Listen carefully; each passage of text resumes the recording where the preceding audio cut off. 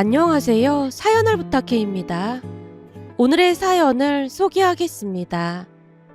어느 주말 친정에 갔더니 엄마가 현관문을 열어주면서 어리둥절한 표정으로 물었습니다. 정서방이랑 유나는 어쩌고 혼자 왔어? 그게 요즘 계속 야근하느라 힘들었잖아. 그래서 유나 재워놓고 그이랑 같이 치킨에 맥주 먹으면서 영화 보다가 새벽에 잠들었거든? 피곤하긴 했던 모양이야. 아침에 늦잠을 잔 거 있지? 뭐? 그럼 설마 지금까지 늦잠을 잤단 말이야? 진짜 피곤했던 모양이야. 그럼 유나 아침은 정서방이 차려준 거야? 정서방도 회사 일하느라 힘들 텐데 네가 일어나서 챙겨줘야지. 그렇게 늦게까지 늦잠을 자면 어떡하니? 엄마가 한심하다는 듯이 잔소리를 했습니다. 그러다가는 다시 물었어요. 근데 이 와중에 정서방한테 유나 맡기고 왔단 말이야? 아니, 그런 건 아니고 아침에 일어나 보니까 집에 아무도 없길래 그이한테 전화해봤더니 어머님이 오셔서 유나 데리고 가신 모양이더라고. 그이도 같이 갔고 말이야. 뭐? 사부인이 유나를? 우리 어머님 엄청 배려심이 많은 분이잖아. 주말이다 보니까 우리가 먹을 반찬 만들어서 집에 오셨다가 내가 너무 곤히 자는 거 보시더니 더 잘하고 유나랑 그이 데리고 시댁으로 가셨다고 하더라고. 그러시면서 오늘 유나 봐주신다고 푹 쉬라는 당부도 잊지 않으셨어. 제가 자랑스레 떠들어대고 있자 엄마가 도끼 눈을 한 채 노려봤습니다. 얘가 정신이 나가도 보통 나간 게 아니네. 그러니까 네 말은 사부인이 집에 오셨는데도 계속 처자빠져 잤다 그런 말인 거네? 뭘 또 처자빠져 잤다는 말까지 하고 그래. 피곤하니까 어머님이 오신 줄 모르고 깊게 잠이 든 거지. 내가 너 때문에 하루하루가 바늘방석이 따로 없어. 어떻게 된 게 시어머니가 집에 오신 줄도 모르고 잠을 잘 수가 있어. 우리 때 같았으면 아주 불효령이 떨어졌을 거야. 엄마, 세상이 달라졌잖아. 거기다 우리 어머님 진짜 좋으신 분인 거 알면서 그래. 그러니까 사람이라는 게 그럴수록 더 잘해드려야 하는 거야. 그건 나도 알고 있지. 늦게라도 일어났으면 시댁에 가야지 알면서 여기로 오고 있어. 그렇잖아도 내가 시댁으로 가겠다고 했지. 근데 어머님이 그럴 필요 없다고 친정 가서 푹 쉬다 오라고 하셨다니까. 그것도 내일까지 봐주실 테니까 내일 점심때쯤 오라고 하시더라고. 사부인이 좋은 분이시라 얼마나 다행인지 모르겠다. 덕분에 나도 많이 배우다 보니 네 올케랑도 사이가 좋아졌어. 엄마가 입에 침이 마르도록 시어머님 칭찬을 했는데요. 엄마 말처럼 시어머님은 정말 좋은 분이시거든요. 다른 사람들은 시어머님에게 집 비밀번호를 절대 알려주지 않는다고 하지만 저는 오히려 시어머님과 서로 집 비밀번호를 공유한 채 잘 지내고 있습니다. 시댁과 친정 둘 다 가까운 편이지만 시댁이 더 가까웠기에 아무래도 시어머님이 육아를 많이 도와주셨거든요. 그러다 보니 엄마는 시어머님에게 항상 감사해야 하고 있었습니다. 전에 그 개차반 인간들이랑 얼마나 비교가 됐는지 몰라. 엄마는 왜 또 그 아픈 기억을 끄집어내고 그래. 나도 그동안 잊고 지냈는데 그 인간한테 몇 달 전에 연락이 왔다는 소리를 듣고 그 뒤로 계속 그때 일이 떠올라서 그러잖아. 엄마, 그리 살더니 쫄딱 망했다잖아. 그러니까 이제는 엄마도 다 잊고 살아. 그러게 그 인과응보라는 말이 괜히 있는 게 아니라니까. 엄마가 눈을 지그시 감으며 한숨을 내쉬었는데요. 그들이 쫄딱 망했다는 소식에 예전과는 다르게 안도의 한숨을 내쉬고 있었습니다. 그러면서 저 또한 그때의 끔찍한 기억들이 다시 떠올랐는데요. 사실 우리는 재혼 부부입니다. 우선 남편은 전처가 암으로 세상을 떠나고 난 뒤 5년을 넘게 혼자 살다가 우연히 저를 만났고, 그리고 저는 전 남편의 외도로 인해 이혼을 했고요. 그동안 살면서 인간의 본성은 악하다는 성악설에 대해 깊게 생각해 본 적이 없었는데요. 전 남편을 만나고 난 뒤 성악설이 존재할 수도 있겠구나라는 생각마저 들었습니다. 전 남편, 그러니까 이서준을 만난 건 대학 때였습니다. 우리는 동갑내기 커플로 이서준이 군대를 다녀오고 난 뒤 동아리 모임에서 처음 얼굴을 마주했는데요. 여자들이 딱 좋아할 만한 그런 얼굴이었다고 해야 할까요? 그때 당시 동아리 내에서 이서준이 가장 인기가 많았다고 해도 과언이 아니었습니다. 동아리 선후배를 막론하고 다들 이서준에게 관심을 끌기 위해 많은 애를 쓰고 있었거든요. 다른 사람들은 적극적으로 이서준에게 잘 보이기 위해 노력을 했던 반면 저는 크게 관심을 갖지 않았던 것이 제 외모가 워낙 평범했기에 이서준같이 인기 많은 남자가 제게 관심을 가질 리 만무하다고 생각했으니까요. 하지만 그게 오히려 이서준 눈에 띄었던 것인지 어느 날부터 이서준이 제게 유독 관심을 갖기 시작했습니다. 물론 처음에는 그런 이서준을 밀어내기 바빴는데요. 그때 당시 인기 많은 이서준이 부담스럽기만 했거든요. 거기다 주변에 여자들이 많은 사람들은 반드시 바람을 피운다는 고정관념 같은 것도 자리 잡고 있었기에 이서준이 더욱 불편하기만 했습니다. 어느 날은 친한 친구 영주가 물었어요. 미연아, 서준이가 너 좋아한다는 소문 돌고 있는 거 알고 있는 거야? 글쎄, 난 잘 모르겠는데. 소문이 잘못 났겠지 뭐. 아니라니까. 이서준이 술자리에서 너 좋아한다는 말까지 직접 했다더라고. 에이, 내가 아니라 후배 하윤이 말하는 거 아니야? 그렇게 쫓아다니는 퀸카 하윤이를 놔두고 나를 좋아할 리가 없잖아. 제발 말이 되는 소리를 좀 해. 글쎄 진짜라니까? 곧 너한테 고백한다는 소문이 파다하다니까? 아니니까 신경 쓸 필요 없어. 잘 생각해봐라. 네가 서준이라면 나처럼 평범한 애가 좋겠냐? 아니면 죽자고 따라다니는 퀸카 하윤이가 좋겠냐? 나라면 당연히 하윤이가 좋지. 영주가 큰 목소리로 대답했습니다. 거봐, 너도 하윤이를 선택했잖아. 그러니 사람 마음은 다 똑같은 거 아니겠어? 그렇네. 네 말 듣고 보니까 일리가 있는 것 같아. 그렇다니까. 그러니까 이상한 소리 그만하고 우리 학교 앞에 돈가스집 거기 가서 돈가스나 먹자. 나도 돈가스 먹고 싶던 참인데 역시 우리는 뭔가 통한다니까. 영주와 함께 즐거운 시간을 보냈는데요. 그 뒤 며칠이나 지났을까요? 어느 날 정말로 이서준이 제게 고백을 해왔습니다. 물론 처음에는 이서준의 고백을 차갑게 거절했지만 작정이라도 한 듯 이서준은 저를 따라다니며 애정을 갈구했습니다. 그러면서 제게 어찌나 잘해주던지 시간이 지나면서 저도 마음을 열게 됐는데요.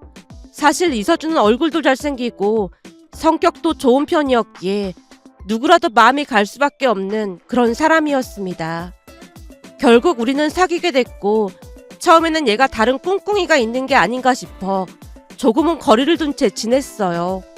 하지만 이서준은 사귀는 내내 한눈 한번 팔지 않았고 항상 제게 최고라는 말을 해줬습니다. 그러다 보니 시간이 지나면서 점점 이서준에게 길들여져 가고 있었던 게 아닌가 싶었는데요. 그 뒤 대학을 졸업하고 저는 바로 취업을 했던 반면 이서준은 공무원 시험을 본다며 2년 정도 준비를 했지만 결국에는 시험에 실패한 채 다시 취업 준비를 했습니다. 물론 그러는 동안 제가 데이트 비용을 전부 결제를 한 건 말할 것도 없었고 매달 많지는 않지만 이서준에게 용돈도 줬어요. 그렇게 또다시 시간이 지나갔고 어느 날은 이서준이 말을 꺼냈습니다. 미연아, 너도 알다시피 내가 게임 쪽으로 소질이 있잖아? 그렇긴 하지. 근데 그건 왜 묻는 거야? 사실은 대학 선배 중에 게임 만드는 스타트업 회사를 차린 선배가 있거든. 그런데 그 선배가 같이 일하자고 연락이 왔더라고. 그럼 서준이 너는 거기서 일하고 싶은 거야? 계속 회사 면접 다니고 그랬는데 난 그런 쥐꼬리만한 월급 받으면서 도저히 못 다니겠더라고. 근데 그 선배 회사는 게임 하나만 제대로 만들어서 잘 터지면 녀석도 순식간에 벌 수 있다고 하던데 이보다 더 좋은 기회가 어딨겠어. 근데 그 게임 개발자라는 것이 잘 될 때는 돈을 많이 벌지만 그렇지 않을 때는 월급이 진짜 조금 나오고 그런다고 하던데 괜찮겠어? 큰 돈 벌려면 그런 리스크 정도는 감수해야지. 넌 그냥 나만 믿고 있어. 내가 그 회사 들어가서 대박 터지면 우리 바로 결혼하자. 이서준이 큰 소리를 쳤고 얼마 뒤 그 선배가 운영한다던 회사에 입사를 했지만 역시나 반년이 넘도록 제대로 된 월급도 받지 못한 채 일만 하는 것 같아 보였습니다. 어느 날은 친구 영주가 걱정스레 말을 꺼냈어요. 서준이 말이야, 계속 저러고 있으면 니들 결혼도 못하는 거 아니야? 서준이 말로는 게임 하나만 제대로 터지면 돈을 엄청 많이 번다고 하더라고. 그러니까 참고 기다릴 수밖에 없지 뭐. 너도 참 대단하다. 그게 언제 터질 줄 알고 마냥 기다리냐? 그 얼굴 잘생기고 착한 것도 돈 못 벌면 아무 쓸모도 없다니까. 넌 무슨 말을 그렇게 해. 난 네가 걱정돼서 그런 거잖아. 가난이 죄라는 말이 괜히 있는 줄 알아? 살면서 돈 없으면 사이 좋았던 부부도 매일같이 싸운다고 하잖아. 그러니까 한 살이라도 젊을 때 잘 생각을 해보란 말이야. 내가 볼 때 서준이는 그냥 튼 거 같아. 월급은 조금 받더라도 근면하고 성실하면 다 이겨낼 수 있겠지만 허구한 날 뜬구름 잡는 소리만 하잖아. 그런 걸로 헤어진다는 건 좀 그렇잖아. 거기다 너도 알다시피 서준이가 예전부터 그쪽 방면으로 천재 소리도 많이 들었잖아. 난 서준이 믿고 기다려보려고. 지금도 네가 데이트 비용 다 내고 그러고 있지? 네가 호구도 아니고 왜 그러고 사냔 말이야. 내가 오죽 답답하면 이런 말 하겠어? 그건 내가 알아서 할게. 그날 영주는 쓴소리하기를 서슴지 않았습니다. 그랬기에 제 마음도 복잡할 수밖에 없었는데요. 사실 영주의 말에 뜨끔했지만 태연하게 보이려 노력했으니까요. 그렇게 또다시 몇 달이 지나갔는데요.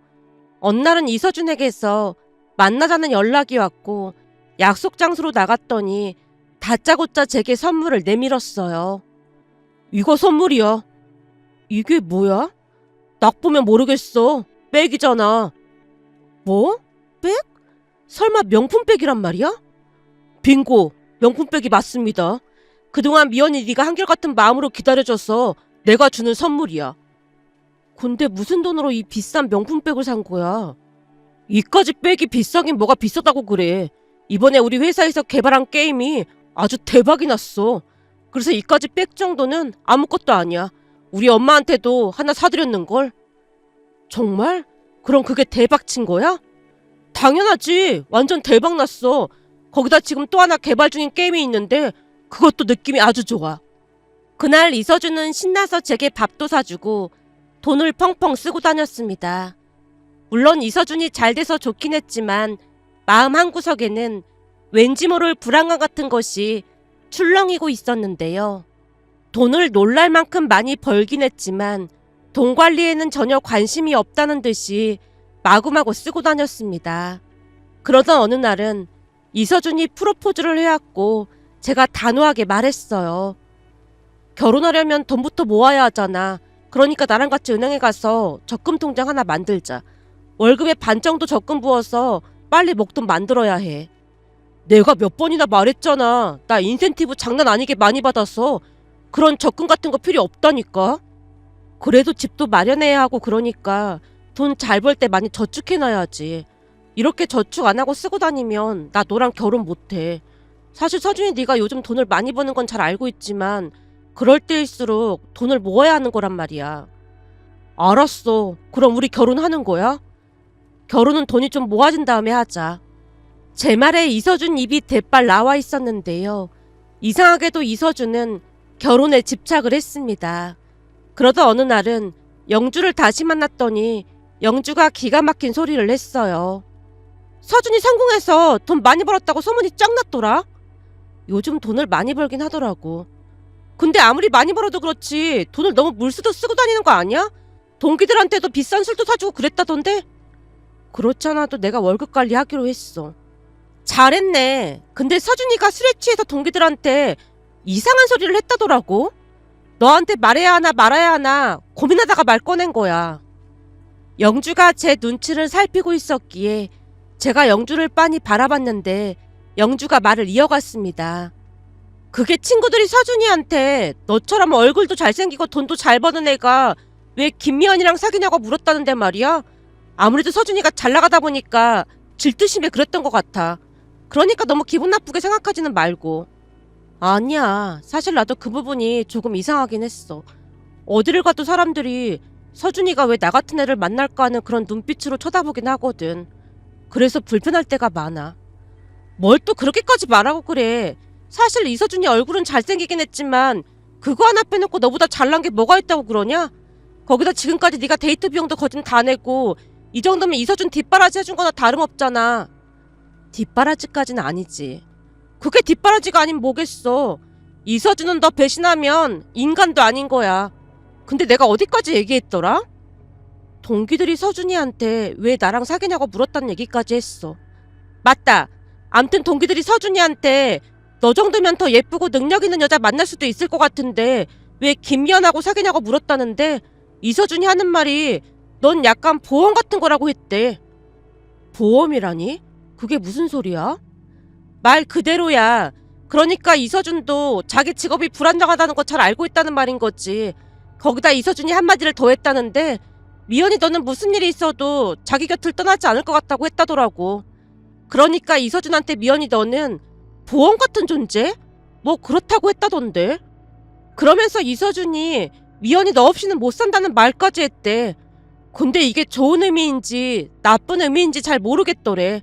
난 네 절친이다 보니까 좀 듣기 거북하긴 하더라고.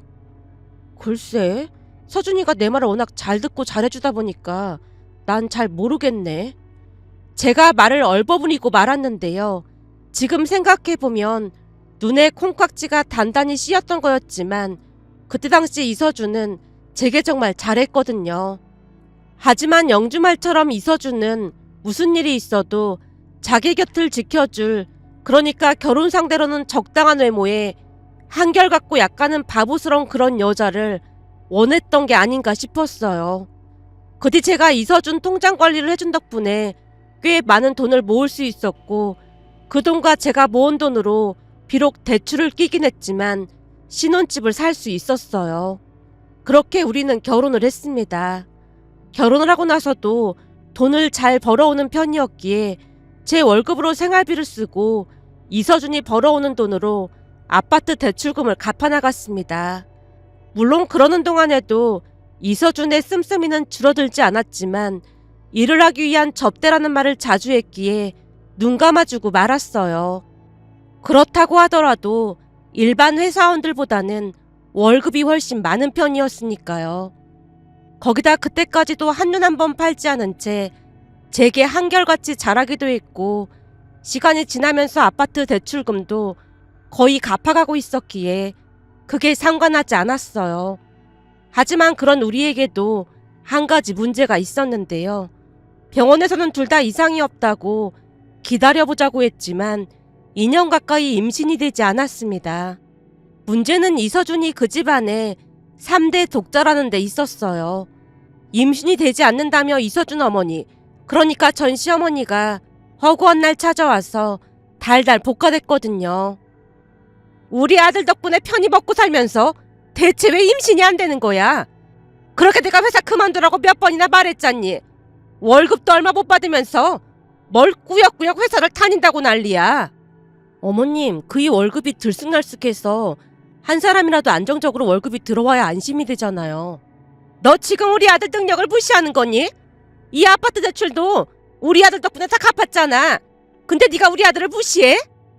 무시하는 게 아니라 아직 임신도 안 했는데 회사 그만두면 더 스트레스 받지 않을까 싶어서 그래요. 네가 이러니까 애가 안 생기는 거 아니야. 내가 얼마 전에 내 친구 장례식장 갔다 온 얘기 했지. 이러다가 너 때문에 내가 손주도 못 보고 조사장 가면 네가 책임질 거야? 어머님 연세가 그럴 연세는 아니잖아요. 암튼 저희도 노력하고 있으니까 조금만 기다려주세요. 시어머님을 설득하고 또 설득했지만 시어머님은 무조건 회사를 그만두라는 말만을 할 뿐이었어요. 됐으니까 당장 회사 그만두고 시험관인가 뭔가 그것도 하고 할 건 다 해봐라. 어머님, 그 얘기는 그이랑 상의해 볼게요. 제가 계속해서 설득을 했지만 시어머님 입장에서는 제가 고집을 부린다고 생각을 했던 것인지 그날 이서준에게 울면서 제가 당신을 무시한다는 말을 했다네요. 결국 그날 집에 돌아온 이서준이 불같이 화를 냈습니다. 엄마한테 꼭 그렇게 싸가지 없이 말을 했어야 해? 엄마 입장에서는 그러는 게 당연하잖아. 내가 뭘 싸가지 없게 했다고 그래. 난 그냥 회사 그만두기 싫다고 한 것뿐이야. 그리고 나도 병원 다니면서 노력하고 있는데 어머님이 자꾸만 찾아와서 아이 얘기 꺼내면 나도 스트레스 받는단 말이야. 그거야 엄마 입장에서는 내가 3대 독자인데 손주 소식이 없으니까 그러는 거잖아. 난 그런 거 다 감안하고 너랑 결혼한 건데 그 정도는 네가 이해 좀 해줘야지. 엄마랑 똑같이 행동하면 어떡해? 그런 걸 감안하고 만난 거라니? 그건 무슨 의미야? 사실 내가 3대 독자이기도 하고 우리 엄마가 좀 예민하잖아. 그러다 보니 너처럼 무던한 성격이랑 결혼하면 괜찮을 것 같다는 생각을 했다는 말이야. 근데 엄마랑 허구한 날 싸우니까 좀 정이 떨어지려고 해. 그럼 그런 마음으로 나랑 결혼을 했단 말이야? 넌 꼭 말꼬리를 잡고 늘어지더라. 그러니까 그냥 말하자면 그렇다는 거잖아. 그 얘기는 그만하고 나 배고프니까 밥부터 차려. 이서준의 말에 제가 냉장고에 있는 반찬으로 밥을 차렸는데요. 엄마가 사골국과 제육볶음을 가져다 주셨기에 그 반찬들로 상을 차렸습니다. 그런데 반찬을 보던 이서준 표정이 전에 없이 싸늘해지더니 입을 뗐어요. 설마 반찬이 이게 전부야? 이거 엄마가 정성껏 만들어 온 거야. 사이가 제육볶음 좋아한다고 좋은 고기로 하셨다고 하더라고. 제육볶음? 내가 돈을 얼마나 많이 버는데 겨우 제육볶음으로 생색을 내시려고 그래? 반찬을 해다 주시려면 최소한 한우 갈비찜 정도는 해주셔야 하는 거 아니야? 엄마가 정성껏 만들어 온 거야.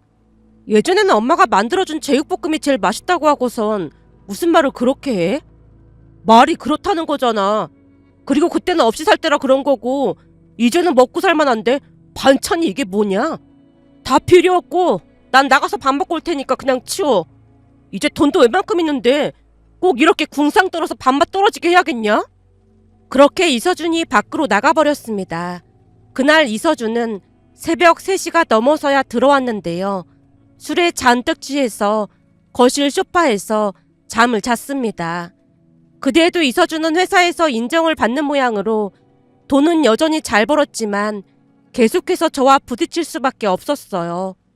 그러던 어느 날은 시어머님이 아들 보약을 해준다며 마치 저 보란 듯이 이서준만 데리고 유명한 한의원에 갔는데요. 집에 돌아오자마자 이서준이 놀랍다는 듯이 말했습니다. 후배 하윤이 기억나지? 하윤이? 킹카였는데 당연히 기억나지. 나 오늘 한약 지우러 갔다가 하윤이 만난 거 있지? 하윤이를? 그때 하윤이 집이 부자라는 건 알고 있었는데 진짜 찐 부자가 맞더라고. 오늘 한약 지우러 갔더니 하윤이네 아빠가 한의사더라고. 근데 사람들이 줄을 서서 진료를 기다리는 거 있지? 난 무슨 맛집 대기줄인 줄 알았다니까. 암튼 한의원에 들어갔더니 워낙 바쁘다 보니까 하윤이가 접수랑 결제? 그런 걸 돕고 있더라고. 진짜? 엄청 신기하긴 하네. 그지? 나도 놀랐고 하윤이도 진짜 놀란 표정이더라니까. 근데 너도 알다시피 예전에 하윤이가 나를 계속 쫓아다녔잖아. 얼굴도 예쁘고 집안도 잘 산다고 해서 부담스러워서 피했던 건데 오늘 보니까 역시나 얼굴은 참 예쁘더라. 돈이 많아서 그런지 관리를 잘 받은 모양이야. 그날 이서준은 내내 후배 최하윤 칭찬을 하느라 여념이 없어 보였는데요. 그게 시작이었던 것일까요? 그 뒤 몇 달이 지난 어느 날 기가 막힌 일이 일어났습니다. 그러니까 그 최하윤이 제게 연락을 해왔거든요. 저기 언니, 저 하윤인데 기억나죠? 그럼 기억나지. 그렇잖아도 몇 달 전에 남편이 네 얘기 하긴 했어. 그래서 말인데 우리 잠깐 만날 수 있을까요? 나를? 네, 드릴 말씀이 있어서요. 언니네 집 근처 카페로 갈 테니까 거기서 만나요.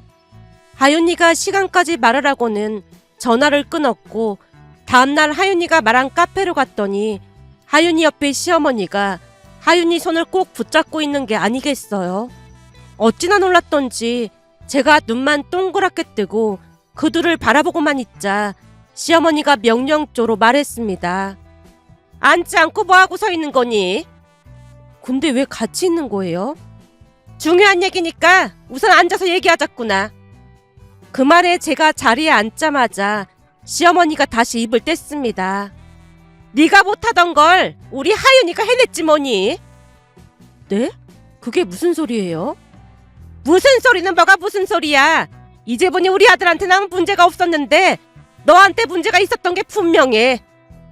그렇고 말고 내가 얼마나 공들여서 키운 아들인데 우리 아들한테 문제가 있을 리가 없지.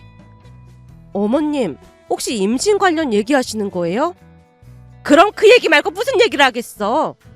어머님, 병원에서 둘 다 문제 없다고 했다니까요. 그리고 하윤이도 있는데 그런 말씀을 하시는 건 좀 아닌 것 같습니다. 하윤이가 얼마나 큰일을 해냈는데 그런 말을 하고 있어. 네가 못하던 걸 우리 하윤이가 해냈다 그 말이야. 네? 그게 무슨 말씀이세요? 무슨 말이긴 뭐가 무슨 말이야. 우리 하윤이 뱃속에 우리 손자가 있다는 말인 거지. 순간 너무나 놀라서 손이 덜덜 떨려왔기에 제가 차가운 물을 한 모금 마셨는데요. 그러자 정신이 번쩍 들었고 그러면서 증거자료를 가지고 있어야 한다는 생각이 번뜩 스쳐 지나갔습니다. 결국 제가 휴대폰을 손에 쥐고는 그 둘에게 말을 거는 척하며 녹음 버튼을 눌렀는데요. 그때까지는 회사에서 거래처 직원과 상담을 할 때 외에는 녹음을 해본 적이 없었던지라 심장이 쉴 새 없이 뛰었습니다. 그런 제 마음을 알 리 없던 두 사람을 향해 제가 물었어요. 그러니까 지금 하윤이 뱃속에 어머님 손주가 있다는 말인 거예요? 그렇지. 여기 뱃속에 우리 손주가 무럭무럭 자라고 있지. 최하윤, 이게 다 무슨 소리야? 언니, 미안해요. 어쩌다 보니까 그렇게 됐어요. 하윤이가 사과를 하려고 하자 시어머니가 끼어들며 말했어요. 아주 창한 일을 했는데 미안하긴 뭐가 미안해. 괜찮다. 아주 잘했어.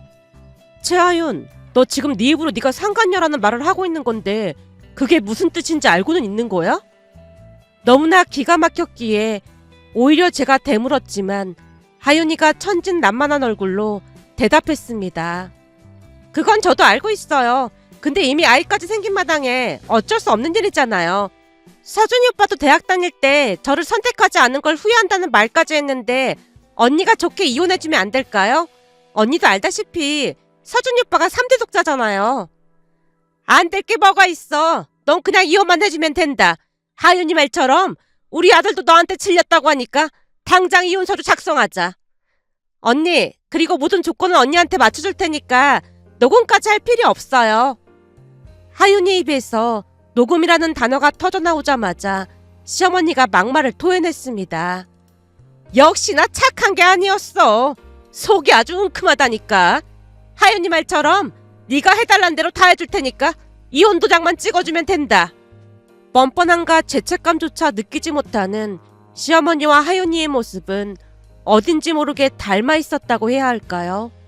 그 모습을 보는 내내 어찌나 소름이 끼치던지 사람이 귀신보다 더 무서운 존재임을 깨달았던 것 같습니다. 그 뒤 이서준 또한 이혼을 해달라고 요구를 해왔고 이미 결혼 생활이 파탄났음을 깨닫고는 이혼을 해줬어요. 물론 모든 조건은 제게 맞춰졌고요. 집을 제가 가지고 가는 건 물론이었고 상간녀 소송을 하지 않는다는 조건으로 위자료도 훨씬 많이 받았습니다. 돈이 전부가 아님은 잘 알고 있었지만 그 상황에서는 그렇게밖에 할 수가 없었습니다.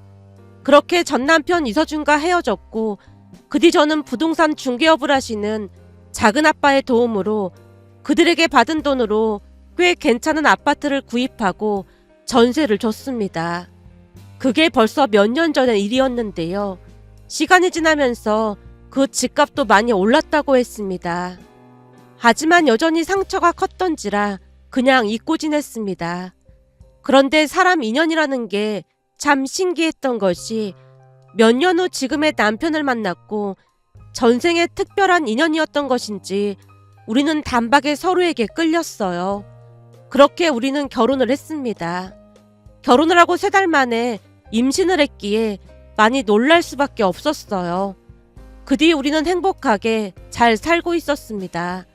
하지만 남편과 잘 살고 있던 어느 날 전 남편 이서준에게서 연락이 왔어요. 처음에는 모르는 번호라 이서준인 걸 몰랐는데요. 전화를 받아보니 이서준이었고 애절한 목소리로 말을 했습니다. 미연아, 나 서준인데 나 완전 속은 거 있지? 네 얘기 듣고 싶지도 않고 할 말도 없으니까 이만 전화 끊는다. 잠깐이면 돼. 제발. 뭔데 그래? 저기 있잖아. 그때 내가 줬던 아파트 보니까 엄청 많이 올랐던데 나도 좀 나눠줘야 하는 거 아닐까? 뭐? 너 이제는 정신까지 어떻게 된 거야? 우리가 이혼한 지가 언젠데 그런 소리를 하고 있어. 그리고 그 아파트 벌써 팔았으니까 더 이상 연락하지 마. 뭐? 그 아파트를 팔았어? 넌 그걸 왜 파냐? 진짜 답답하다. 이서준이 긴 한숨을 내쉬고 있었기에 제가 바로 전화를 끊어버렸는데요. 그 뒤에도 모르는 번호로 계속 전화를 해왔기에 며칠 뒤 영주에게 이서준의 근황을 알아봐달라고 부탁을 했고 영주가 기가 막힌 소식을 전하러 직접 찾아왔어요. 미연아, 너 놀라지 마. 이서준 진짜 완전 쫄딱 망했대. 걔 직업이 원래 그런 직업이긴 했잖아. 놀랄 것도 없네 뭐. 그게 전부가 아니라니까? 그때 하윤이가 아들 낳았다고 호텔에서 성대하게 돌잔치하고 그랬다고 했잖아. 그때 네가 그랬잖아. 근데 그게 왜? 너 지금부터 놀라지 마. 라며 영주가 믿어지지 않는 말을 하기 시작했습니다. 영주가 알아본 바에 의하면 이서준과 하윤이가 그 한의원에서 재회하기 바로 직전 하윤이에게는 결혼을 약속한 의사 남친이 있었다는데요. 하윤이 아버지가 한의사다 보니 중매로 의사 남친을 만났다고 하네요. 그런데 상견례까지 끝나자 그 의사 남친이 하윤이네 아버지에게 병원을 개원해달라고 한 건 말할 것도 없었고 한강이 보이는 몇십억짜리 아파트와 외제차까지 사달라고 요구를 했던 모양이었어요. 처음에는 하윤이 아버지도 의사 사위 볼 생각에 다 해줄 생각이었다는데요. 나중에는 그 의사 남친 부모님 집까지 해달라는 말에 하윤이네 집에서 파혼을 통보했답니다. 문제는 그때 당시 이미 하윤이가 임신 상태였고 부모님께 말도 못한 채 소가리만 하던 차에 뜬금없이 이서준을 만났다고 하네요. 그리고 둘이서 호텔을 들락거렸고요. 그러는 동안 하윤이가 뱃속의 아이를 이서준 아이로 속이고 둔갑시켰다는데요. 나중에는 하윤이 부모님도 그 사실을 알고 적극적으로 결혼을 미뤄줬고요. 하지만 꼬리가 길면 밟힌다고 했던가요. 돌잔치 때까지는 그냥 아이가 이서준을 많이 안 닮았다는 생각만 했다는데 엄마 아빠 모두 커다란 쌍꺼풀이 있는 큰 눈이었음에도 아들로는 쌍꺼풀도 없이 작은 눈에 코도 납작코였던지라 의심 많은 이서준 어머니가 이서준과 같이 몰래 유전자 검사를 해봤다는데요. 역시나 친자가 아니라고 나와서 이혼 소송을 하고 난리가 났답니다. 하지만 위자료도 많이 받지 못할 것 같다고 했어요. 하윤이 아버지가 어마어마한 변호인단을 꾸렸다 보니 이서준 입장에서는 많이 불리할 수밖에 없다고 하네요. 한참 동안 이야기를 듣다가 제가 물었어요. 그래서 이혼은 했대? 아직 소송 중이라는데 이서준이 하윤이랑 결혼하면서 그나마 다니던 회사도 그만뒀다고 하더라고. 그러면서 사업을 할 거라고 큰 소리를 치고 다녔다는데 일이 그렇게 됐으니까 지금 당장 변호사 구할 돈도 없다나 봐. 친구들한테 돈을 끌어다녔다고 하더라고. 그래서 나한테까지 돈 좀 달라는 전화를 했던 거구나. 개차반으로 살더니 벌 받았지 뭐. 암튼 연락 와도 다시는 받지 마. 영주 말에 제가 크게 고개를 끄덕였어요. 그리고 그 일을 엄마에게만 말을 했는데요. 엄마가 꽤 큰 충격을 받은 것 같아 보였습니다. 엄마, 이제는 잘 살고 있으니까 걱정하지 마. 남편도 그렇고 어머님도 그렇고 진짜 좋은 사람들이잖아. 그렇지. 세상에 그런 사람들이 어디 있겠니? 사부인도 항상 고맙다는 말을 입에 달고 사신다니까. 그때 그 인간이랑 헤어진 게 신의 한 수였던 거야. 그 뒤 이서준은 백수 상태로 본가로 들어갔다고 들었는데요. 결국 벌을 받은 게 아닌가 싶었습니다. 문득 며칠 전에도 시어머님이 제 손을 잡으며 그냥 다 고맙다는 말씀을 하셨는데요. 저야말로 시어머님께 너무나 고마워서 감사한 마음을 전하고 싶어 이렇게 글 남겨봅니다. 오늘의 사연은 여기까지였습니다. 즐겁게 보셨다면 구독, 좋아요 부탁드립니다. 고맙습니다.